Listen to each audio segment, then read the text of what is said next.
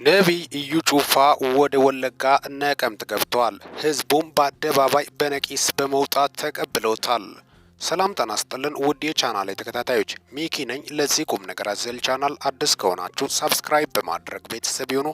በዚሁ ቻናል በዋናነት የምተላለፉት ወቅታዊና ታማኝ እንዲሁም አጫጭር መረጃዎች ስለሆኑ ሰብስክራይብ ስታደርጉ ደወል ምልክቷንም ኖቲፊኬሽን ቤሏን ክፍት ያድርጉ። ያን ሲያደርጉ ወዲያውኑ የሚለቀቁት መረጃዎች ለእናንተ ይደርሳሉ። ይህንን ቪዲዮ ስጨርሱ ላይክ፣ ሼርና ኮመንት በማድረግ ላልሰሙት እንድዳረስ ያድርጉ። እስከ መጨረሻው እንድታደምጡኝ በትህትና ጠይቃለሁ። በርካቶችን እያነጋገረ ያለው ነቢይ ኢዩ ጩፋ ወይም የክራይስት አርሚ ኢንተርናሽናል ቸርች መስራች የሆነው ወደ ወለጋ በቅርቡ ይሄዳለሁ ማለቱ የምታወስ ነው። በተለያዩ ሶሻል ሚዲያ አልፎም በቴሌቪዥን መስኮቶች ወደ ወለጋ ነቀምት ይሄዳለሁ ማለቱ ከፍተኛ ዝግጅት መጨረሱ የምታወስ ሆኖ ሳለ ዛሬ ህዝቡ በከፍተኛ ሁኔታ ጉጉት ላይ ሲጠባበቁ ነበር። ኢዩ ጩፋ ወደ ነቀምት አቅንቷል።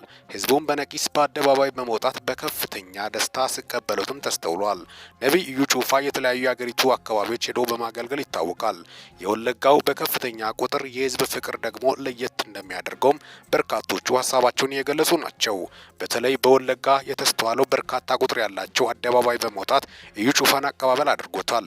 የኦሮሞ ባህላዊ ፈረስ ላይ በመቀመጥም እጅግ በጣም በሚያስደንቅ ሁኔታ በርካቶቹም ኢዩ ጩፋ ፎቶ ያለበት ባንዲራ በመያዝም አቀባበል ሲያደርጉ ተስተውሏል። የወለጋው ለየት እንደሚያደርገውም ነው በርካቶቹ የገለጹ ያሉት። የህዝብ ፍቅር ለየት ያለና በርካቶቹ ምን ያህል ኢዩ ጩፋን ለማግኘትና በሱ ለመገልገል እንደጓጉትም ነው ሁኔታዎቹም የሚያሳዩት። ኢዩ ጩፋም ከባለቤቱ ጋር በመሆን ወደዛው ስፍራ እንዳቀናም የደረሱን መረጃዎች ያሳያሉ። የተሳካ ጉዞና በሰላም እንደገባም ነው የወጡት መረጃዎች የሚያሳዩት። ከፍተኛ የጸጥታ ኃይሎች ቁጥጥርም እየተደረገ እንደሆነም ነው የደረሱን መረጃዎች የሚያሳዩት። ይህንን ቻናል ሰብስክራይብ በማድረግ ወቅታዊና አጫጭር መረጃ ያገኙ። ለእሳታት ያሉኝ አጫጭር መረጃዎች ይመስላሉ። በወቅታዊና አጫጭር እንዲሁም ሚዛናዊ መረጃ እስከምንገናኝ ድረስ በያላችሁበት ዓለም ክፍል ሰላም ያቆያችሁ።